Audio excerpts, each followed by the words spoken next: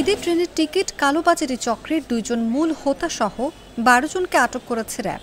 বৃহস্পতিবার রাতে রাজধানীর বিভিন্ন স্থানে অভিযান চালিয়ে ১০ জনকে আটক করা হয়।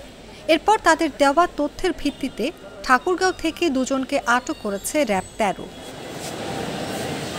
এ সময় তাদের কাছ থেকে ৫০০ অনলাইন টিকিট ও ৯টি মোবাইল ফোন উদ্ধার করা হয়। শুক্রবার দুপুর ১২টায় কমলাপুর রেলওয়ে স্টেশনে সংবাদ সম্মেলনে এ তথ্য জানান র্যাব ৩-এর অধিনায়ক লেফটেন্যান্ট কর্নেল মোহাম্মদ ফিরোজ কবির। তিনি বলেন, আটক ১২ জন ৩টি চক্রের সদস্য। এর মধ্যে ২টি চক্রের সদস্যরা বেশ কিছুদিন ধরে বিভিন্ন মানুষের এনআইডি কার্ড সংগ্রহ করে ও সচল সিমের মাধ্যমে অনলাইনে টিকিট কিনতেন। পরে সেই টিকিট প্রায় ৩ গুণ দামে বিক্রি করতেন তারা।